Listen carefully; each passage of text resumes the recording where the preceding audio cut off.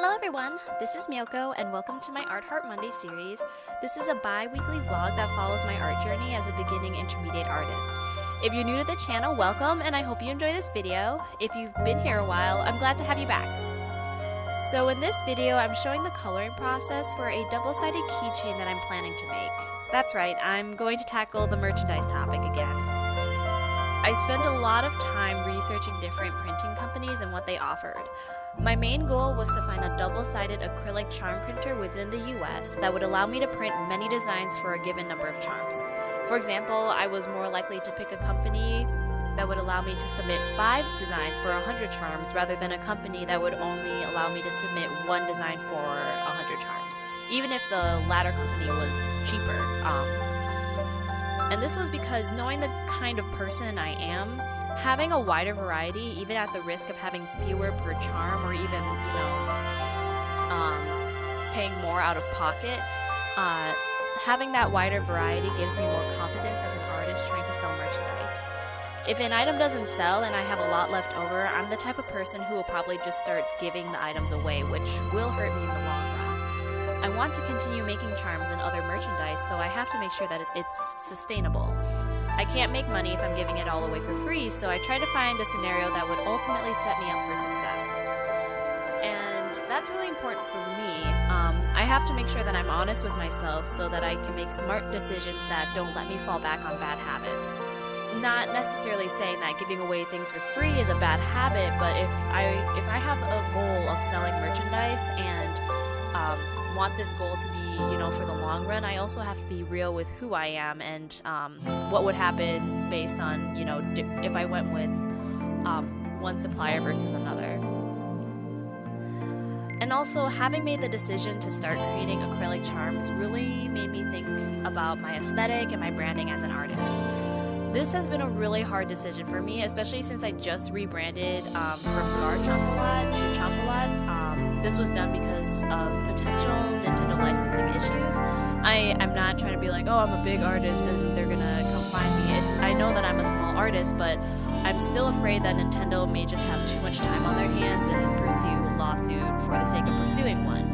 Very similar to what Disney had done to other artists in the past, so I just want to be safe. Deciding my brand hasn't been an easy decision. I've never really been the type of person that really likes one thing and sticks with it, and I think that's what makes the decision really hard for me. I want to choose an aesthetic and a brand that I really like, but I also have to consider if it's in my skill set and if it aligns with me in such a way that it will continue to have meaning and purpose as I grow, like years down the road. These are things that I'm sure that looking back it would be very obvious, but hindsight is 20/20. So I just came to a point where I just sat down and I told myself, this topic, it's general enough that I can just go with it and hopefully not have to change too much in the future. I haven't done the switch yet. I'm in the process of making a timeline to release these charms and ultimately the change in aesthetic. Currently, I'm working on a color palette and just an overall plan for merchandise release. I'm currently wavering back and forth between the small details, but I think the overall idea is pretty clear. And it's actually quite surprising because I tried to pick things that, looking back, I know that I like and I've liked for a long time. But I think it also just shows a little bit about myself that I didn't realize. My OC, Miyoko, will still be the mascot of my brand, but I'm hoping that this new branding will encourage people to interact with her and understand her better. She has a really big role coming up, but I think everyone will kind of have fun with what I'm trying to do, or maybe it'll flop and I'll still become famous for that. I'll take either one. I'm desperate for fame. Just kidding. I'm really sorry about being vague on the whole thing. I don't want to spoil anything or give away too much of what will happen, especially if the details change for whatever reason.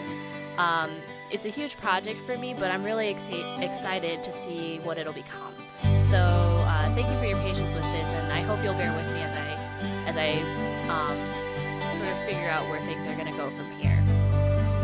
So thank you for taking the time to listen to me today and just learn a little bit about my insight on merchandise. I think once I actually have it in hand, I'll have more definitive information on merchandise in the process. So let me know your experience with merchandise. What do you like? Not necessarily like what do you like to make, but what do you like to buy? Have you tried making merchandise before? What was it like? I look forward to reading your comments. As always, keep doing your best, and I'll see you next time.